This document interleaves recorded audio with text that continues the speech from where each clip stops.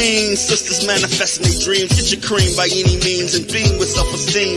Beauty supreme and booty walk so mean. The way you fit in them jeans, you eat your cornbread and greens. Dance or a doctor, red wine or vodka. Redesign your spot and redefine your mantra. Retwist your locks and realign your chakras. Doing your squats and getting closer to God, huh? Brunching with your squad or taking a girl's trip.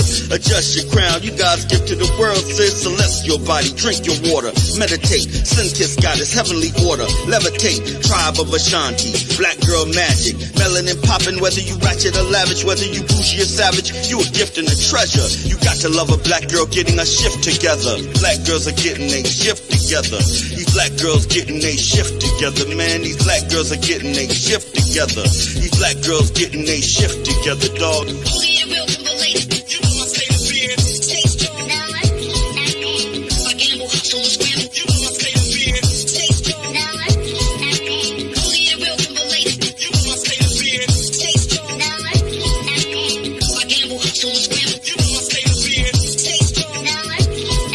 When God made you, boo, you know he showed out. Mahogany enchantress, blessings overflow now. Picture of success, seductive silhouettes on a spiritual quest. Manifest and be blessed. Mother, sister, auntie, tribe of Ashanti. Rocking your locks, I got a close crop blondie. The curse and the gift, uplift, apply pressure.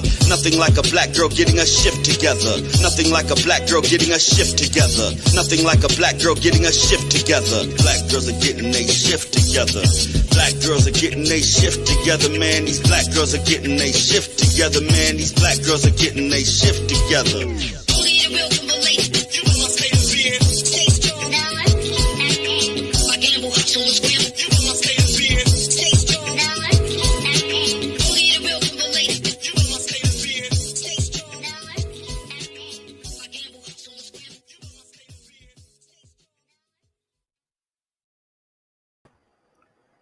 Hello and welcome to Black Girls Getting Their Shift Together. My name is Ursula and I'm a transformational life coach as well as a mental health and wellness advocate. Each week, I promise to deliver relevant topics that affect our community, our melanated brothers and sisters. So if anything resonates with you while you come on in, I want you to drop your light bulb emojis. We're all the enlightened tribe tonight. So drop some light bulb emojis. Also, say hello. Also, if it's a replay, make sure and type replay in the comments. And I want to give a special shout out. So for those of all who do not know, my podcast is now global in over 30 countries, not states, countries. So today, I have it pulled up here. I'll keep it local. I want to give a shout out to people in Michigan. There are a lot of listeners in Michigan. And of course, Detroit and Lansing. And we're going to give a special shout out to my listeners in Australia. Hello, Sydney. Yes. All right. So be sure to check out my website, blackgirlsgettingtheirshifttogether.com. There's always going to be information about upcoming events. There are coaching packages, as well as digital products and merch, like the cool t-shirt I'm wearing right now. Let's get right into it. I'm going to bring my lovely guest out of the waiting room, and some of you may know her. And if you do know her, I want you to say hello, send some heart emojis. If you do not know her, send some heart emojis. All right, KB, I'm coming for you. Hi.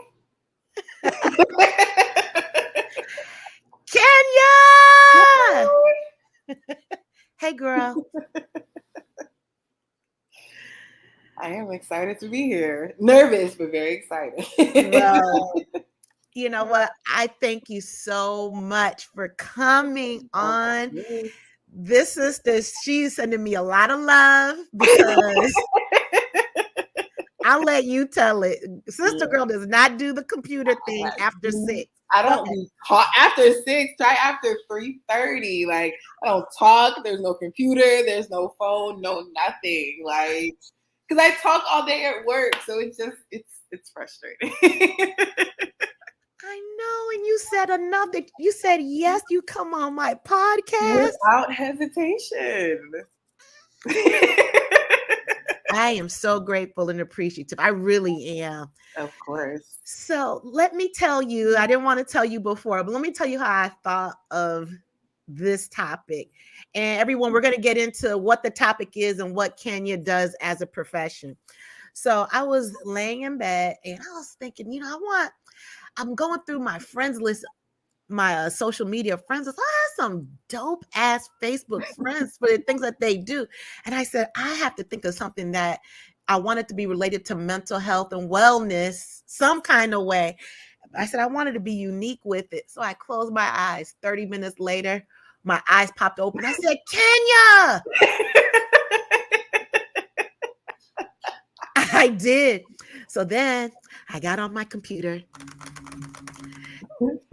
and I put in what we're going to talk about. How is it related to mental health? And I was like, oh, yeah. So that's what I got on my phone. Kenya. And text me. I think I was like, it was kind of late too, because I think I was at work, like at my hospital job at that. Right. So that's what that was about. So when you said yes, I was so ecstatic because I don't know anyone else who does what you do. So yeah. So you're already getting a hello from Erica Wyatt. And and for those who do not know, if you go back to season 2, Erica Wyatt was also a special guest on Black Girls Getting Their Shift Together. And you'll have to go back and listen to her episode. She is a political guru. She really is. She really is. Right. Again, I didn't know anyone else to ask when I wanted to do something about the elections. I was like, Erica, that's a no-brainer right there. And she also said yes. So that was pretty awesome. Let's get into it. All right. So can you tell can I do one more thing? Yeah. Can I explain how we met? It's your show. So Kenya B is an athletic. She does everything. Whoa. I've worked out with her and she's strong as hell. And she's quiet, or at least at the gym. And my mouthy self. I'm like, are you Kenya B? She's like, yeah, you're gonna be my friend today. You're my workout friend.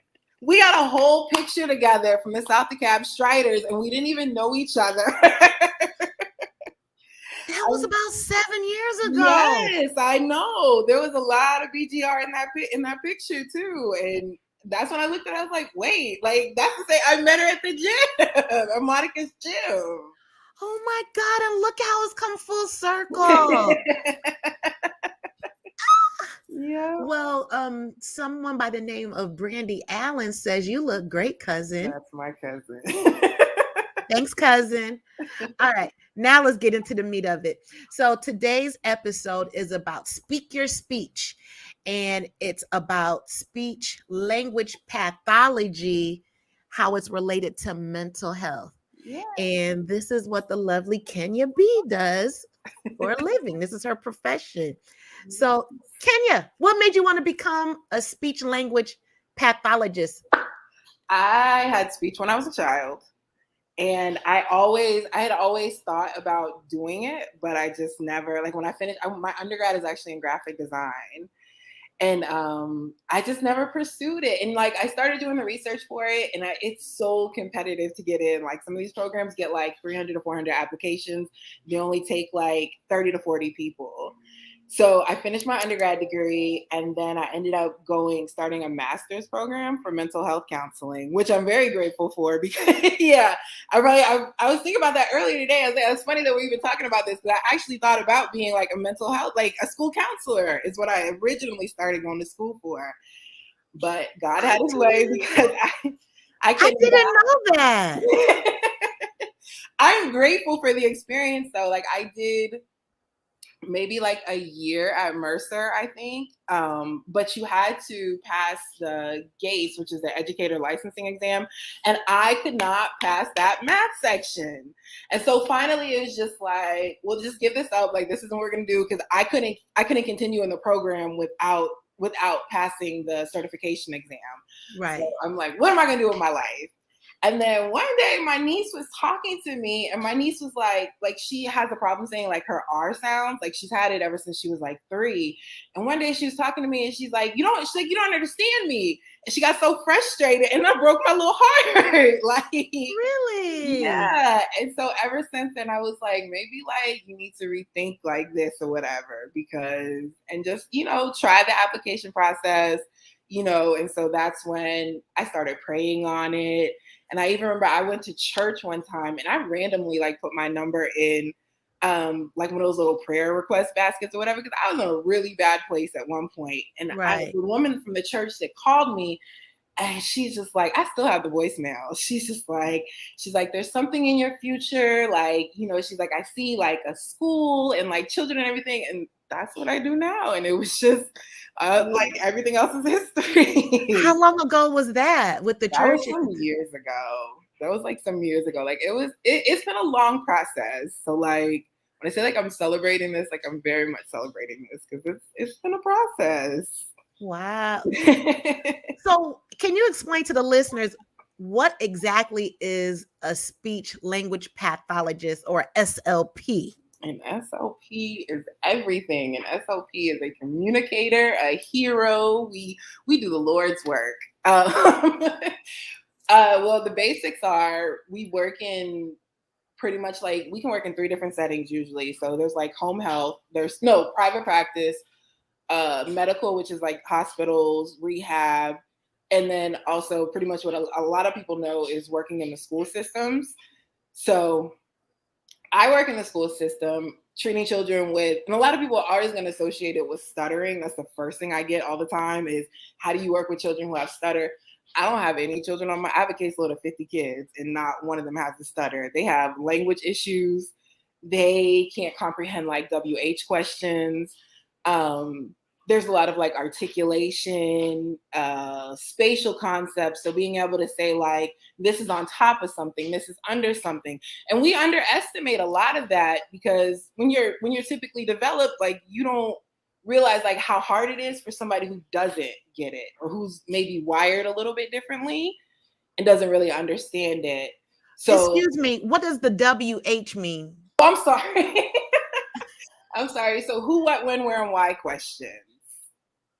Really? So like, yeah. So like if I'm like reading I have a lot of children who struggle with that. If I'm reading a story to a child and I say like, oh, Jimmy ate birthday cake, I can literally ask them 2 seconds later, like, who ate the birthday cake? And they're like, Kenya ate the birthday cake. Johnny ate the birthday cake. Like sometimes it's like auditory processing. Sometimes they just zone out, So there's a lot. There's a lot to it. But yes, we deal with comprehension. So there's expressive language, which is how you express yourself. And then there's receptive, which is how you understand language. So when you say the expressive part, can you give an example of that? So expressive is like me and you talking right now. It's okay. Are you able to use comprehensible sentences? Can somebody understand you when you talk? Or, can you give clear directions? And do you understand like turn taking when you're in a conversation? Yeah, I told you we're miracle workers. So it sounds crazy, but there are a lot of children who don't have those understanding of those things, You mean like not interrupting someone like I just did by mistake? Well, you said excuse me. My kids will be like, they're not saying excuse me. Sometimes they'll raise their hand, but for the most part, they're not saying excuse me. So yeah, and just talking in like sentences that somebody can understand, that's what expressive is. Okay, now I just learned something. So what was the next one now? Receptive is what they can understand. So like me talking to you right now, or like me reading a story to them, it's a matter of, are they listening? Are they understanding it? do they, like if a teacher gives them a direction in class, like if you're sitting in a classroom with like 30 other kids, you know, and you're not understanding what you're saying, you have this blank look on your face because you don't understand a single thing that the teacher's telling you. And like I've seen it in action. I had this set of twins. One time the teacher was basically like yelling at him. And this was when I was an assistant. And the teacher was like basically like yelling at him, like, why did you do this? Why did you, why weren't you where you're supposed to be? And the therapist I was working with at the time she was like, hold on. She was like, he doesn't understand you. He's looking at you like a deer in the headlights. Like you may as well have been like Charlie Brown's teacher, like literally that's what's coming to them. And it's, you can break it down as simply as you want to, but if the comprehension isn't there, then they're going to miss it. So is there a misfire in the brain, or? I think sometimes some of them I think just aren't listening, because as soon as I'm like, if you get one of this wrong, nobody's getting a treat. Then all of a sudden they're this close to me. They're like looking at my paper. They're like making sure they're listening and they get the answers. But sometimes it's just not connecting, and then language is such like a fluid thing anyway. It's hard to explain things like why is read and read the same, spelled the same, but they're two different tenses, So there's just a lot of parts of speech that can be a lot to like burden children with. Mm-hmm. Yeah, and it all just depends, like the way that they grasp the thing. Some of them get it, some of them don't. There's a couple different reasons for them. Sometimes it is because they're on the autism spectrum or they have an intellectual disability, which most of my children on my caseload do actually have, do receive other services for like I said, intellectual disabilities typically. Mm-hmm. So that's usually what nuances like the communication issue. So going back to the hospital, what would a SOP do at the hospital? At hospital. So when people have strokes, when people have TBIs, I don't touch medical. Like, let me just say that. Like, medical is not my thing. What is TBI? What, like a traumatic brain injury? Brain injury. Yeah, when they get in accidents, anything like that can mess up like the anatomy of like their brain. Neurons, anything like that can mess up. It won't just mess up it won't just like confuse your speech, but it can also like swallowing, like just like the nerves it takes to like swallow stuff. And I hate swallowing. Like that's why I won't work in a hospital now. But like you can literally like it's like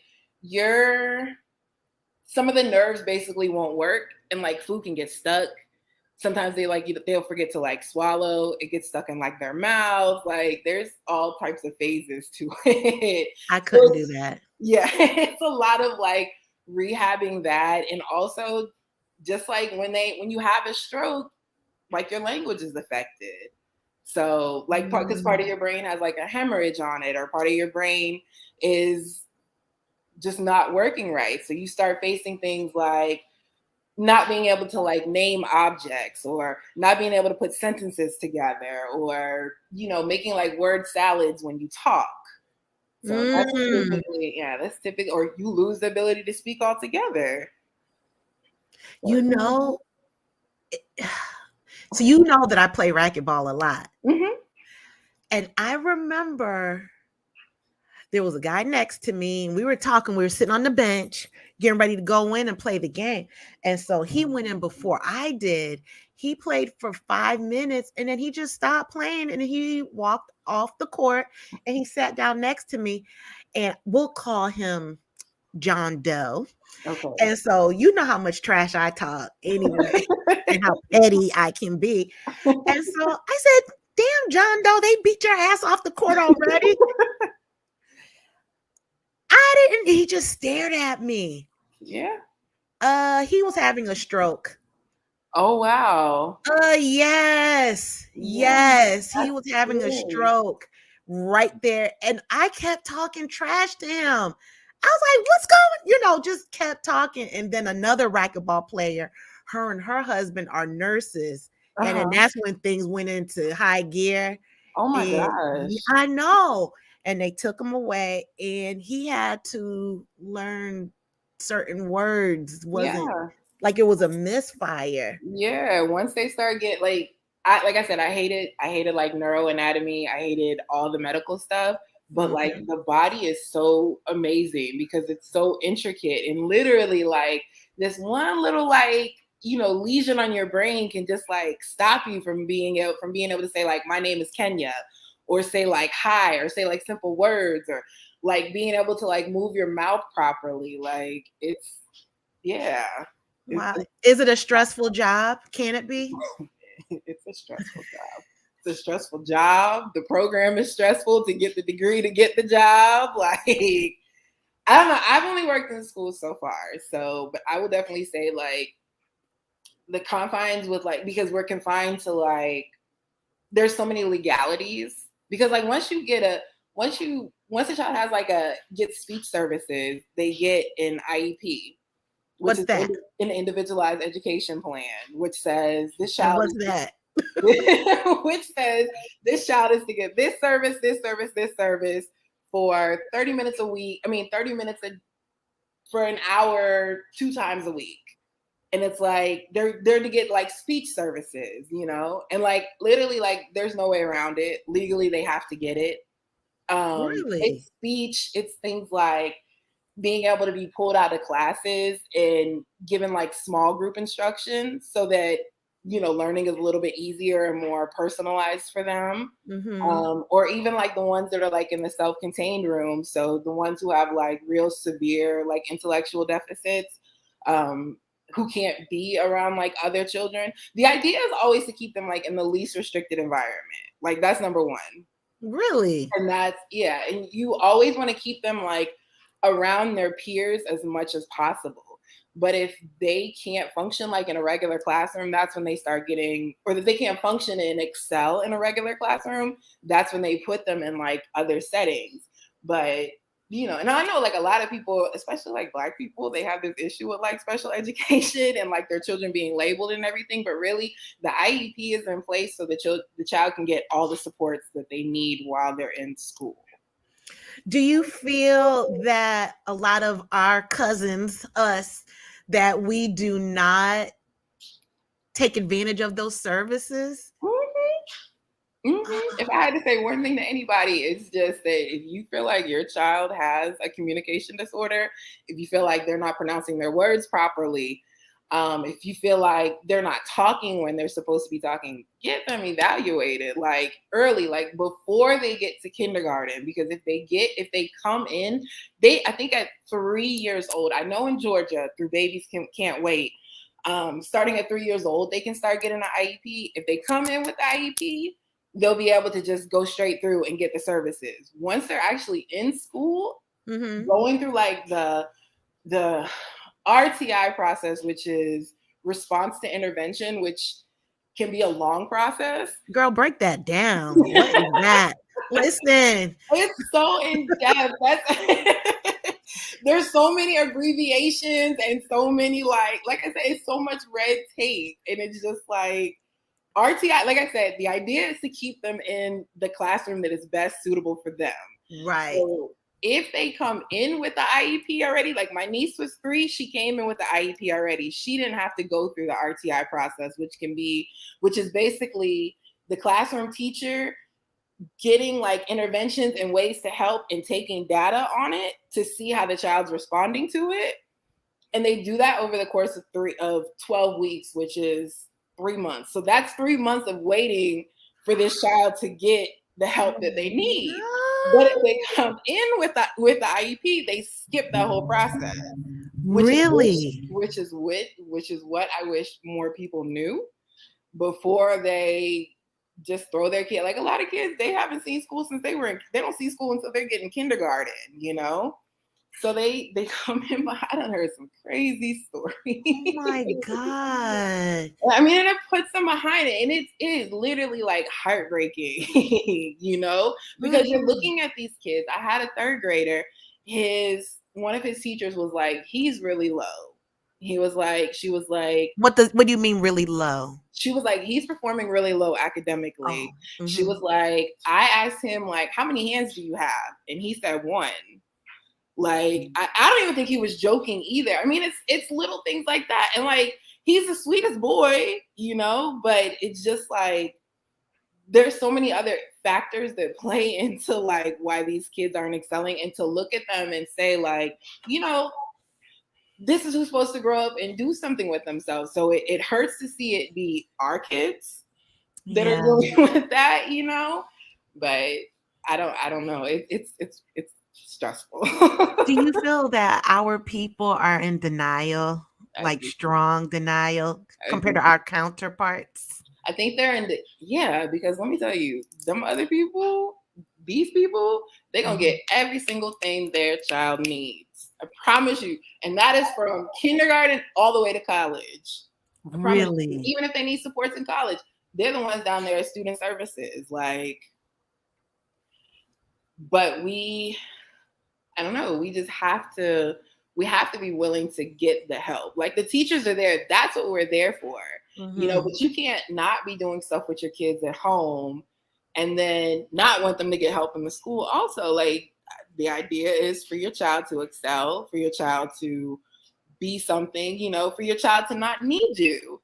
And by denying them the services that are going to help them get through school, and a lot of the time, from what I've heard, a lot of the ones who don't want their kids having receiving special education services, a lot of them it's because they were in special education. Oh, wow. So it's just like, but if you need the help, you need the help. That's it. How scary it is to sit in a classroom and you don't understand what the teacher's saying to you. Like, simple stuff. Like, a lot of these kids, they have not been in like real school in like almost 2 years, What? So the ones that are behind are even more behind, which was my fear when they closed down the schools last year. And a lot of the ones who are behind are the ones who are not going to recover that information. Speaking of last year, so, oh my God, I didn't even think about that.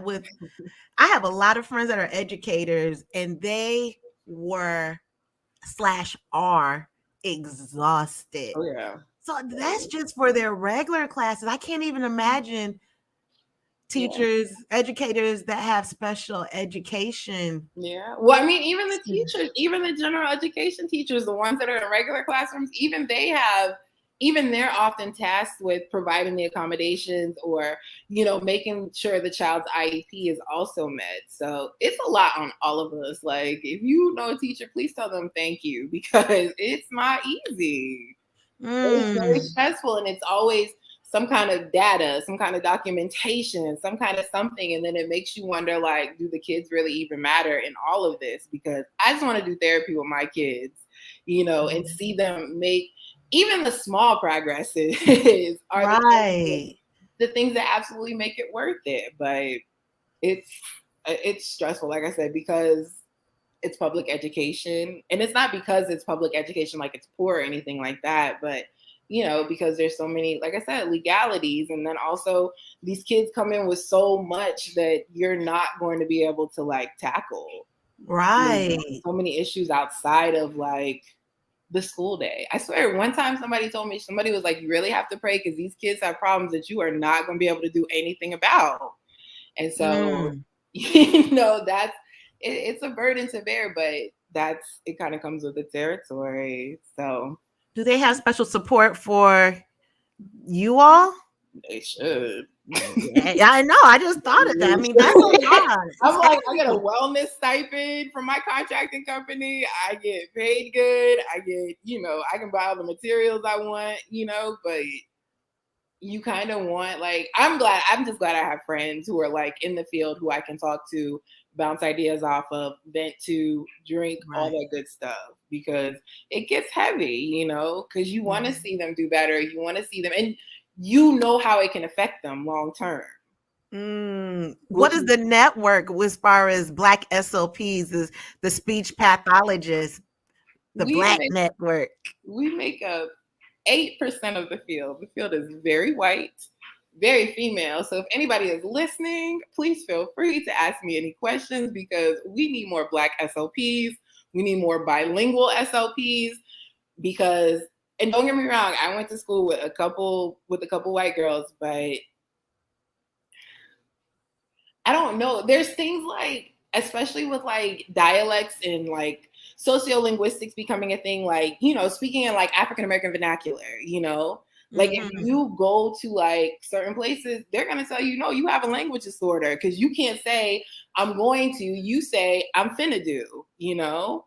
So it's like you sound like you're speaking wrong, but you're not speaking wrong. You're just not speaking the white way that they want you to speak. But I still feel like you understood what I said.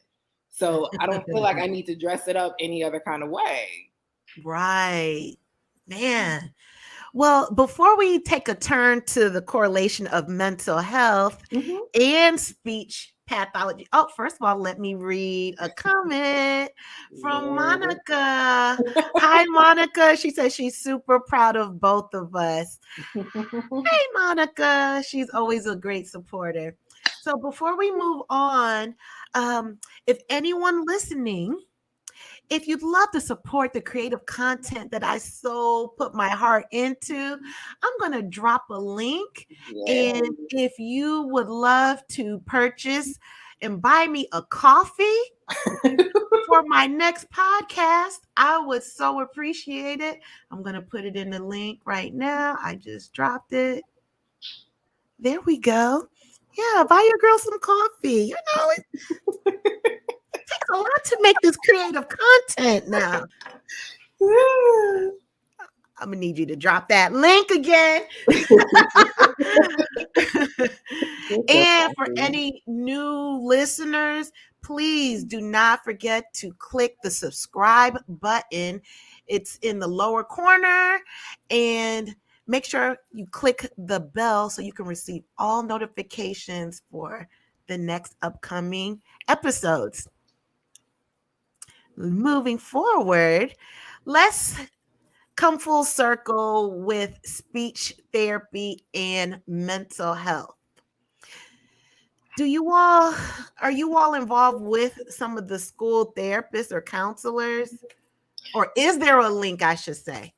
Let me tell you, I was an assistant before I started. I was a speech assistant before I started doing this. I was a speech assistant after I decided I wasn't going to keep doing counseling.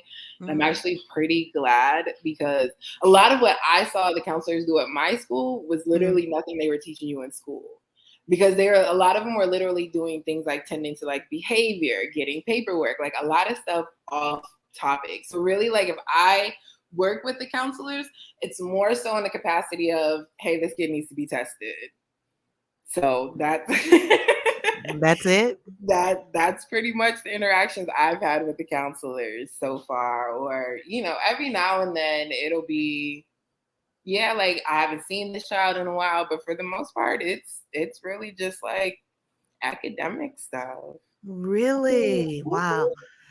If anyone has questions for Kenya, and the topic is Speak Your Speech with Kenya, she is an SLP. Excuse me, she's a dope SLP. She's a dope speech language pathologist. I will drop the link.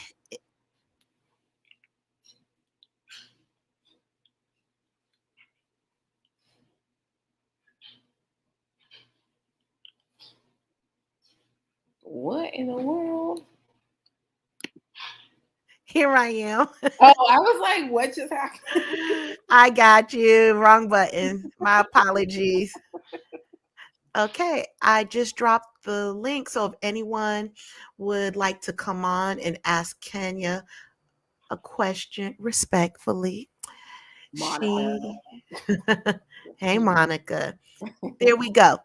So there is the link if you'd like to come on and ask Kenya a question, or if you want to type it in the comment section right now, we will both read them on the air, and she will answer to the best of her abilities. Yeah. She's going to speak her speech. So what is the correlation with mental health and speech pathology? I will say it's not something there's a whole lot of research on from what I've seen. But I will definitely say, like, I almost wish I took a counseling course. So I kind of know like helping skills, but I almost wish it was something that was more so put into a lot of curriculums, because you do run across those kind of things, because you like if you can't communicate, like you think about how upset you get with things, you know? Like when my friend was in the hospital, I remember being told like she gets really worked up because she can't communicate. You know, she had COVID and then she was like intubated, so she couldn't really talk. She couldn't really text a whole lot because she couldn't move. Like it took a lot of energy. So not being able to communicate, not being able to say like, this is what's wrong with me, like that can take a toll on you. Wow. Even my niece, when she was like 2, and she was like, you don't understand me, you know, like you get frustrated when you're miscommunicating, or you get frustrated when somebody's not understanding you. But as far as like, I know one of the questions you had sent me was which like mental illnesses yes are affected by communication. The first ones that come to my mind are definitely dementia, Alzheimer's, and like schizophrenia. And when you think about like, I mean, people like, when you see like, let me say like houseless people or whatever, you see them like talking to themselves and things that they're saying don't make a whole lot of sense. You know, a lot of that is, yes, alcohol can affect your speech. It can Don't tell affect me your that. I'm saying that as I'm sitting here drinking too, you know.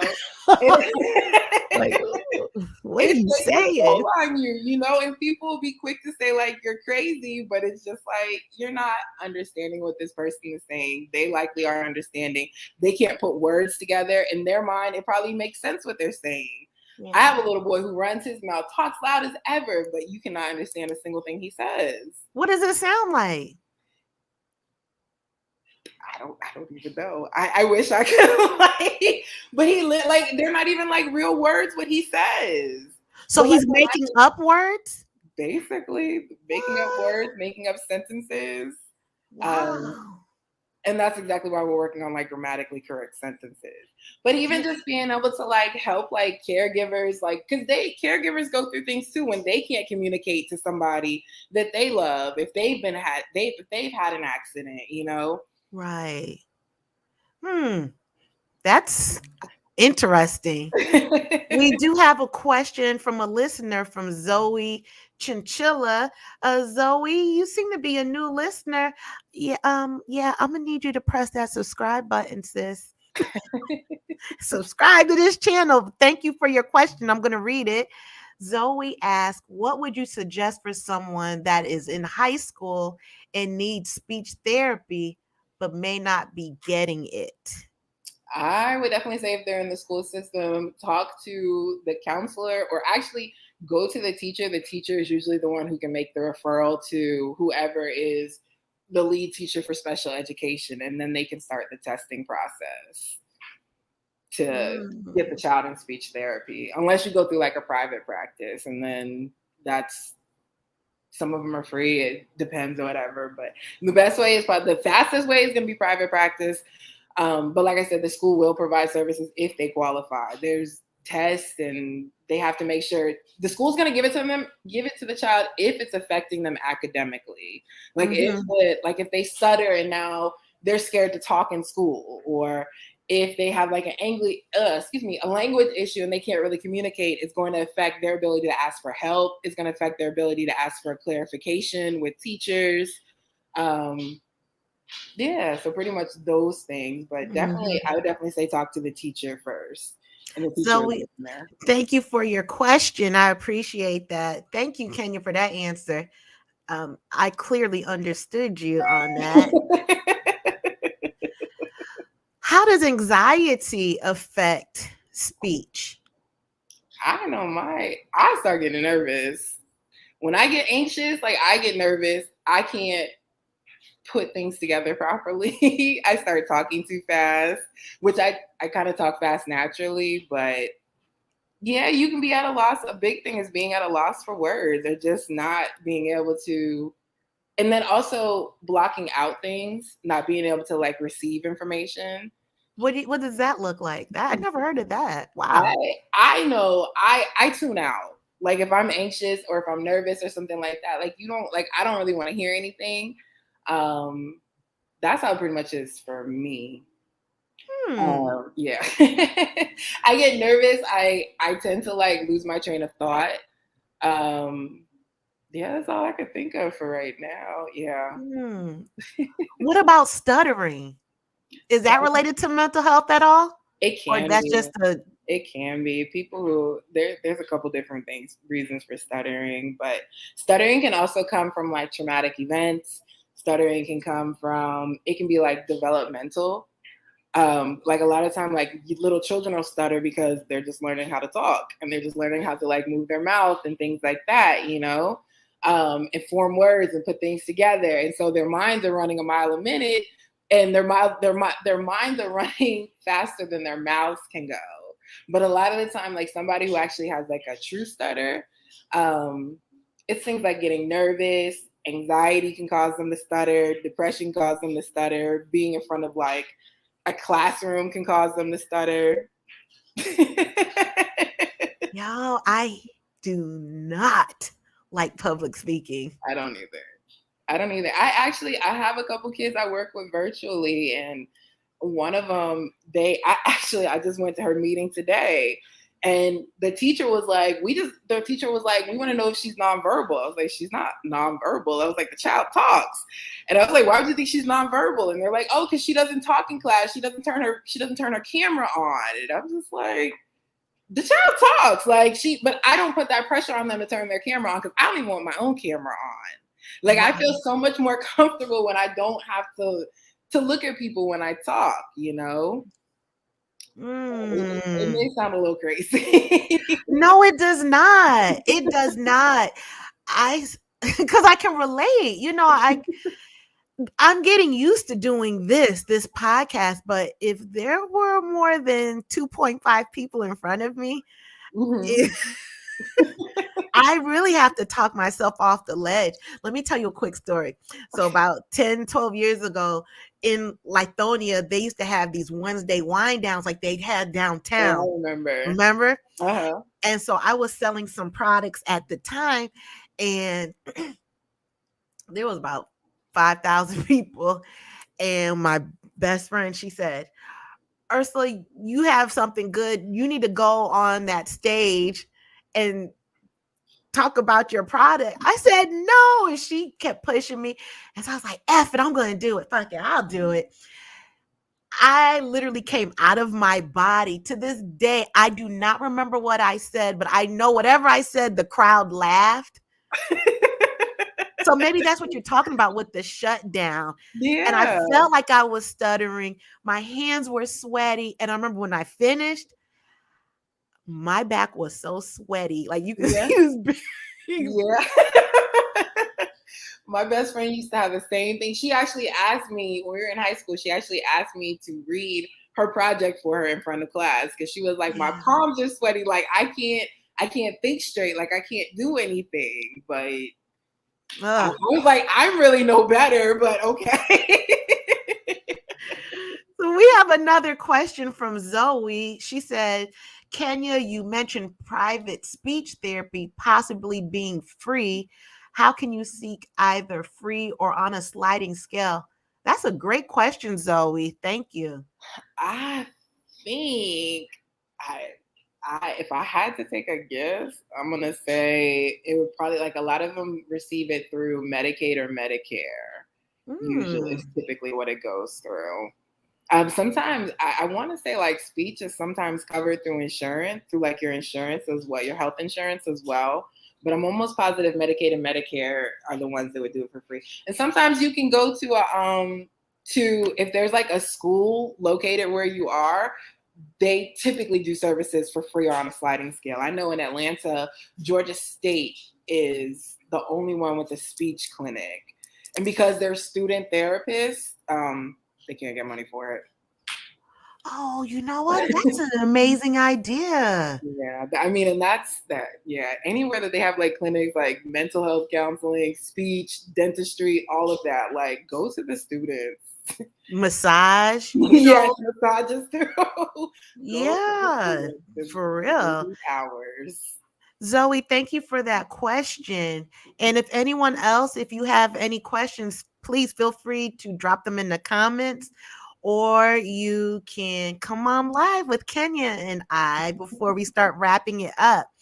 So, Kenya, I have a question for you. Maybe it was asked already and I didn't know.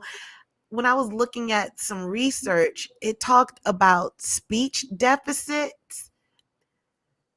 What is that? Do you remember context it was used in? I sure don't.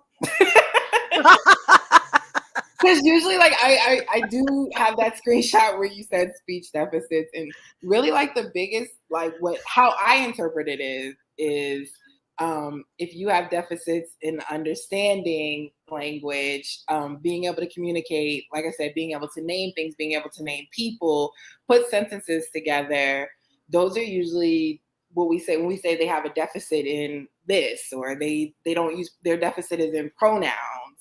So that's typically where it is, I'm thinking. If Well, that's there's more than what I knew. Oh my God. Why do you think, I mean, you answered it earlier. What would you tell any person of color who is apprehensive about getting some assistance for their child? Since you said that these services are from young until college. They're from, speech pathologists will service birth to like geriatric. So Birth. Birth, like early intervention. Yeah, it's a service called early intervention. So you can come to people's houses, but that's things like, does this child share attention with you? Like, if you're playing with the ball, do they look at the ball? You know, will they try and grab the ball? Will they grab what toy they want? That, all of that is communication. Communication is not always verbal. A lot, it can be very much nonverbal, and a lot of the time it's just understanding, you know, how people are different in their way of communicating. Mind blown. I never Yeah, like a lot of children who are like on the spectrum, their parents will notice early, like they won't share like joint attention. Like if you call their name, they don't respond. Eye contact is a big one with children who are on the spectrum as well. I personally, this is a whole other topic, but I personally hate like eye contact goals, because that goes back to like the whole public speaking and looking at me. Because if you're taking somebody who is neuroatypical, who's like on the autism spectrum, one of their biggest struggles is maintaining eye contact. So a lot of therapists will give children goals for holding eye contact with the person that they're talking to. And it's really wrong. It's dangerous. It's harmful, because now you're forcing a child to do something that they don't want to do. You know, and when you think about how that taxes them mentally, like me personally, to sit here and look somebody in the eye while I'm talking to them, it's a lot. And I'm not even on the autism spectrum. But you think about like the mental burden on somebody saying like, this is what you have to do because you have to be normal, you know, like it's heavy. And you're putting that on a child who, they can very well be listening to you. They just don't want to look you straight in the eye. But that doesn't mean they're not listening to you. And that's why I said like, we need more diverse therapists, because even getting goals like whole body listening, like making sure you're looking at the person, making sure like your hands are still, or making sure like you're not moving and fidgeting and stuff. Those things that can be really, really, really difficult for somebody, especially somebody who, a lot of Black people, they talk with their hands. You know, yes, they do a lot of this. I know what. Exactly. So expecting somebody to sit there calmly and like not do that is really asking somebody not to be themselves, or really telling them that the way that you are isn't okay. You know, so it's I personally avoid those things because it makes up who you are, you know. But how can you differentiate between them being shy and then on the spectrum? If they come in with they'll have an autism diagnosis. We don't diagnose autism, but most of them will come in with it. Will already have a diagnosis of autism. But even if they don't, because to me it doesn't bother me. Like I feel like if you can still talk to me, if you can still respond to me, answer my questions and everything, you're listening. I have kids that could be jumping all over the room, and I guarantee you, when I look at them and ask them a question, they'll answer. But I also make it a point to tell them, like, you're so smart. Like, I love that you're here. You know, tell them good things, because a lot of them have, you know, they're yelled at, you know, they're reprimanded, they're things are wrong, or like, teachers get frustrated because it can be challenging, so it's just constantly reminding them, like, you're special, like, I'm glad you're here, you're doing so well, thank you for trying. So it's Wow. what I try to do to, I have one little girl today, she's like, I don't get this, she's like, it's hard, and it's just a matter of reminding her, like, we're going to keep working on it, it's going to you're going to get this eventually. Oh, you have the patience of Job. My That's the God. second time I have heard that today too. That is literally, Really? yeah. My office is actually in the teacher copy room.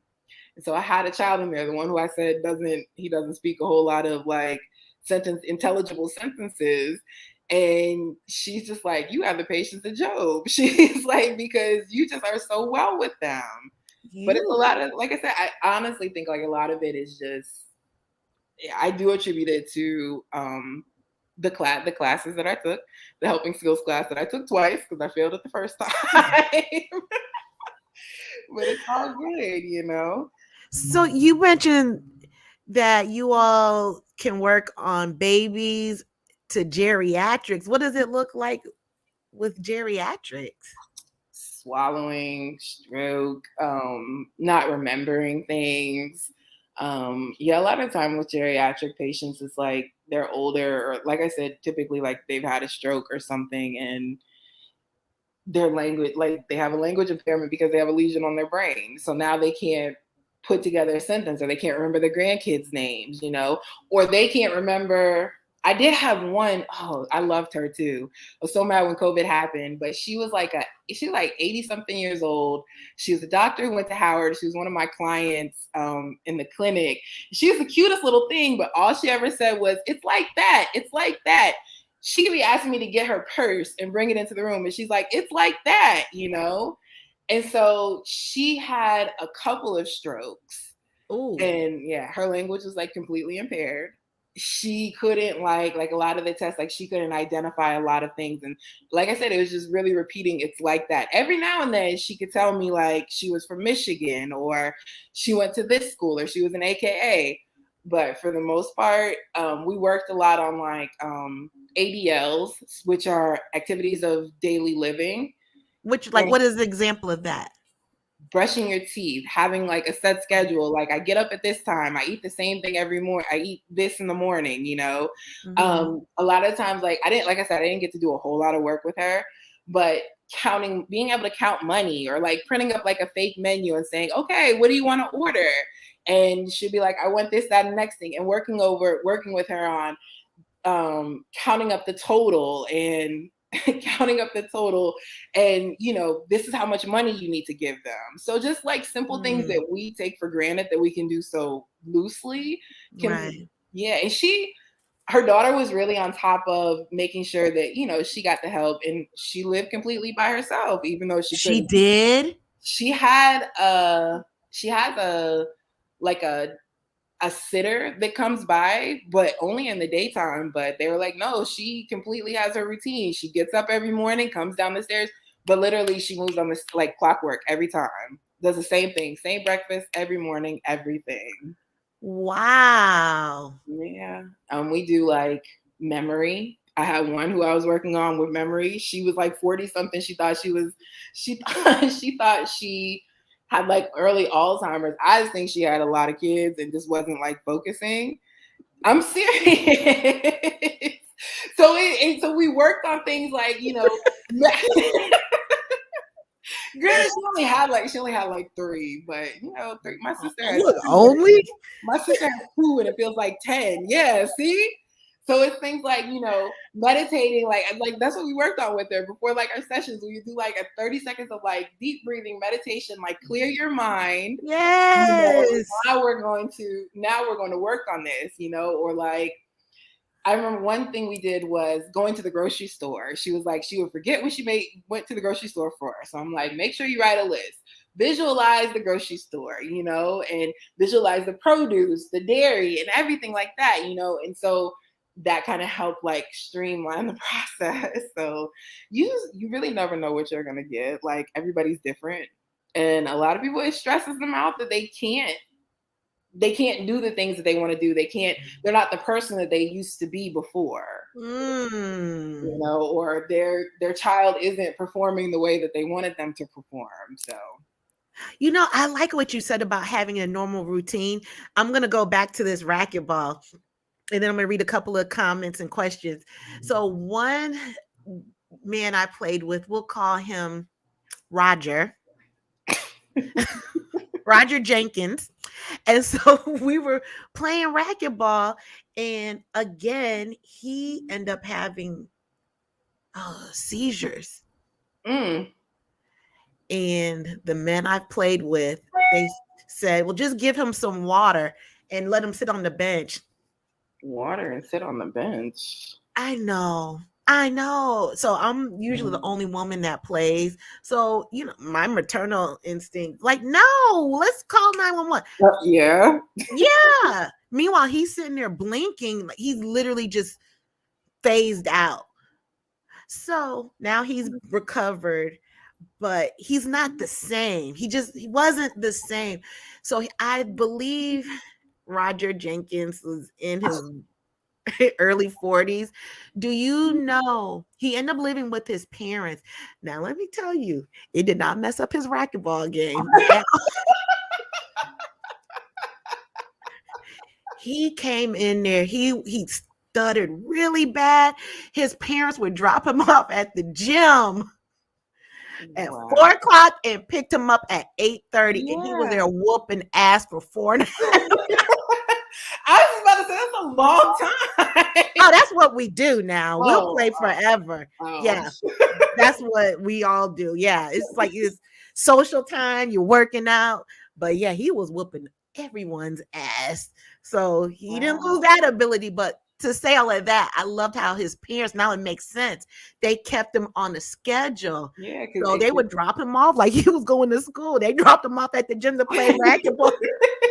And instead of a book bag, he had his racquetball bag on his back with his rackets, and so yeah. Once they know, once they're in a set pattern or whatever, it helps with them developing like independence, because I've also said in a couple IEP meetings when I've had parents who are like, I don't know what I'm gonna do when she's too old, you know, because I think they can stay in the system, they can stay in the school system until they're 21, but and still be able to receive services. I think they hold like, it depends if they're really severe, not all of them, but they can't, you can't stay in school till you're 21.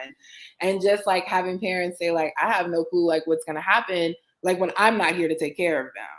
So again, that's why I said like, it is so important to give your kids like these supports that they need so that they can be able to read, so they can be able to write, so they can understand what somebody's saying to them, you know? Exactly. Have you seen When They See Us, the one about the Central Park 5 on Netflix? I don't have Netflix. Girl, I don't even know where the remote is to my TV. Oh Lord. Okay. I know. But you know the fun job where I work? Yeah. One of the guys, he goes to the games all the time. Oh wow. Like all the time. Yeah. So I'll off air. I talked to one of them. I'll tell you which one. But anyways, yes, I know Central Park. So Central Park 5, there was the young man who ended up doing a whole lot of time, who ended up doing the most time out of all of them. There was one scene in it where they asked him to read a piece of paper. I don't even remember what the paper said, but they asked him to read a piece of paper, and he just broke down. He's like, I don't understand this. He's like, I can't read it. And so he ended up having to do time because you can't tell them this wasn't yours, you know? And even with Centoya Brown, the girl who they said she killed her pimp or something like that, and she just got out.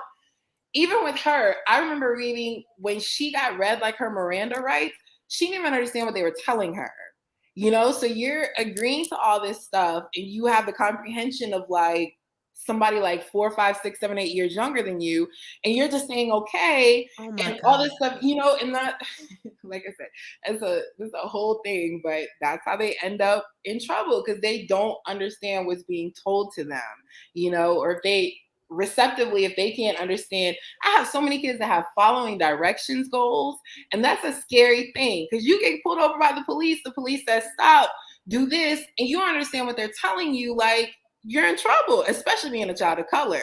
Exactly. I never thought about it like that. It's people underestimate like how intense communication can be and how important it is, and how it's not just can I talk to you, it's also am I understanding you. I never knew. Well, I know now. So we have a comment, an FYI from Monica Johnson. She said, FYI, my child was in private school, which did not provide speech services. We were able to take him to our local neighborhood elementary school for services, even though Even though he was not a student there. Yeah, they do that. That's happened. Yeah. Wow. I don't know exactly how it works, but I do know I've heard that before too. Because I know a lot of private schools and charter schools don't offer like support services typically. That was a great nugget. Thank you, Yeah. Monica, for that nugget. Hello, Patrice, with the velvety voice. We appreciate you chiming in. And then here, hopefully Zoe Chinchilla, I think that's her name.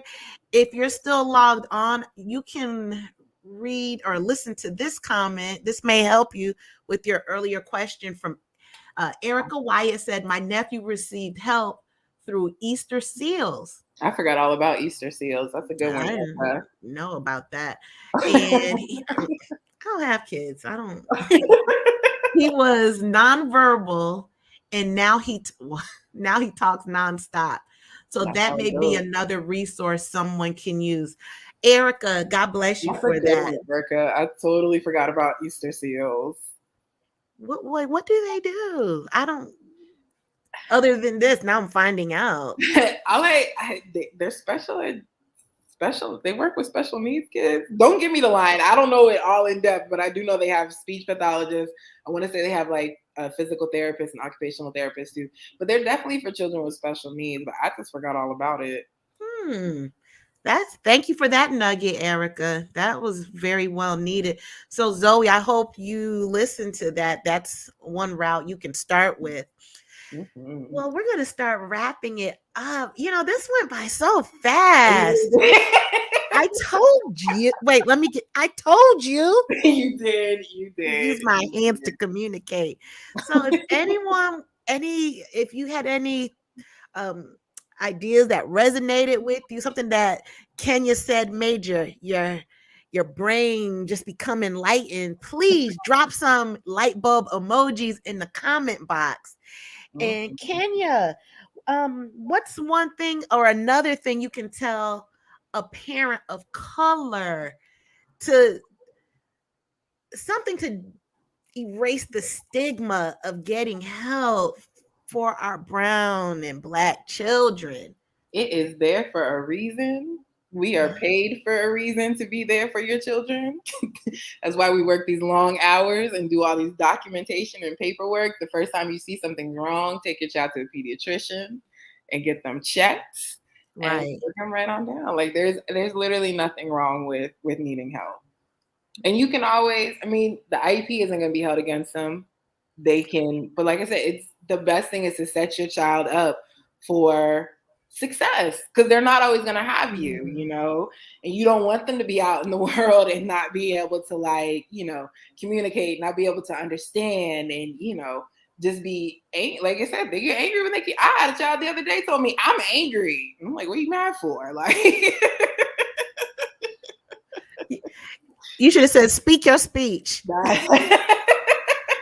I tried. I told them all the time, like, use your words. Like, you just told me you're angry isn't going to do a whole lot for me. Right. But they're a joy. They're a joy to work with. I love working with them, but I also want to know that they're going to graduate and go on and be productive with whatever it is. And get them all the help they need, whether it be, I actually just talked to a parent the other day who was like, she feels like I called her for I was doing an evaluation report, but she actually told me, she's like, she's a single mother of like 6, he's the youngest one. And she's just like, I'm really thinking about putting him back in therapy. And she's like, because he had a close relationship with his dad, but then they found out, but then his dad disappeared. And then they found out his dad was actually in jail. And so she's like, she thinks a lot of his negative behaviors are coming from that. And so I read a quote one day that was like, language doesn't affect behaviors, but behaviors affect language. Ooh. And so like we act out when somebody isn't understanding us, when I can't tell you this is what hurts me because I miss my dad and this is why I'm acting out in school, or, you know, so listen to your kids, give them what they need, whatever they need, mental health, educational support services in school, like it is all there for a reason. Right. It really is. It's, you know, especially like Monica said, they found a way. They went back to another school. Yeah. You have not because you ask not. So how about that? So with the 8% of our right with Black and brown speech pathologists, do y'all do your pathology differently? I don't know how to. I mean, I know that we have different, like you said, using our hands and how we communicate, but are there other ways? Like, there's just a clear difference between us. Are you talking about like between like us and like them? Yes. There can be like, even like the way we pronounce words. Like, I mean, you know, if you listen to enough kids in Georgia say screet, scrate, and strawberry, you know, there's a couple other things. There's a couple other words. Just like African American vernacular is amazing to me in general. Like, why do you say that? It just is. It's just the fact that like we made this, like we understand each other, you know? Like I can say like I be doing something and like you understand, like the habitual be like that, it's just there. Like there's no real reason for it. But you know, if I say I be doing this, that means I'm doing it all the time. And we just literally like understand each other. And I know some days I get so tired of like trying to talk professionally and like proper to like some of these kids. And not the code switch. You be too tired for it some days. So yeah. Oh, you know what I love? How I absolutely love how Black women communicate with our words, without saying a word. Non-verbal communication. It's a communicate. Listen, I was in I don't know, Dollar General or something. Somebody came in there wilding out. The lady, we were in line at the cash register, and so there was three of us, three sisters. We were in a row. We did not know each other, and all we did non-verbal communication. I definitely feel more with the non-verbal stuff when it comes to like Black people. It's Black men too. It's Black men too. Yes, we had a whole conversation, and then we just busted out laughing because we knew exactly what we were saying. So this will be turned into an audio podcast. So if you all, or when you all hear the pause, that's me looking with that sister girl look. But guess what? Kenya knew exactly what I was saying. And with that, we're going to end. And Kenya, I knew this was going to be good. Yeah, you are a delight. What do you like to do to wind down? Huh? What do you like to do when you wind down? I can't say it because I don't need the cops at my door. Okay, so on that note, we're going to end this podcast. Well, look, stay online and then, we stayed off air. You all, thank you all so much for your comments, your questions, your golden nuggets, even your having enlightened moments. Like Erica Wyatt said she enjoyed this, and we enjoyed your comments, Erica. So you all tune in next week. I forgot who's going to be on. Oh, no, I do remember. It's Cody Knox.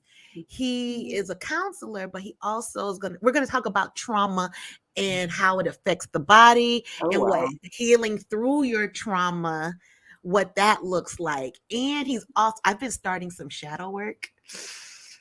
Oh, that's so ugly. And he's my coach for shadow work. And yeah, Nice. look, as I'm wringing my hand, look, communication. Wow. Yes. I just cringed inside because I've tried doing that too. And I'm just like, no, this isn't the time for me to do it. I didn't know. Yeah, definitely stay on once we go off air so I can tell you something. Look, you see me? I'm just thinking about it. It's making me wring my hands. Okay. Right. So you all have a good evening and we will see you next week. Thank you, Kenya. Thank you. Oh, Kenya. Yes. Kenya. Yes. You are a Black girl that has her shift together. Hey. Hey.